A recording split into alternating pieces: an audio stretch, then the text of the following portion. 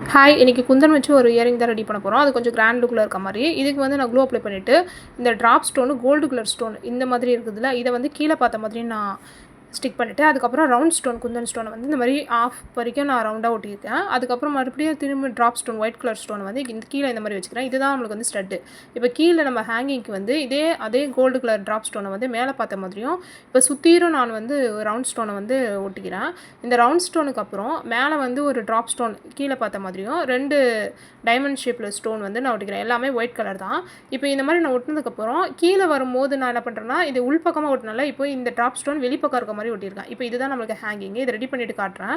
இப்போ இதில் எல்லாமே அட்டாச் பண்ணிவிட்டேன். கீழே வந்து 3 முத்து அட்டாச் பண்ணியிருக்கேன். ஸோ நடுவில் நம்ம கோல்டு கலர் குத்துறதுனால இந்த மாதிரி ரெட் கலர் அந்த மெரூன் கலரில் இருக்க மாதிரி முத்து அட்டாச் பண்ணியிருக்கேன். இப்போ ஹேங்கிங் வந்து இப்படி தான் இருக்கும். ரொம்ப ஈஸியாக ரீட் பண்ணலாம், கிராண்ட் லுக்கும் கொடுக்கும். இந்த மாதிரி இன்னும் நிறைய வீடியோஸ் பார்க்குறதுக்கு என்னோட சேனல் சப்ஸ்கிரைப் பண்ணிவிட்டு இந்த வீடியோவை லைக் பண்ணிருங்க.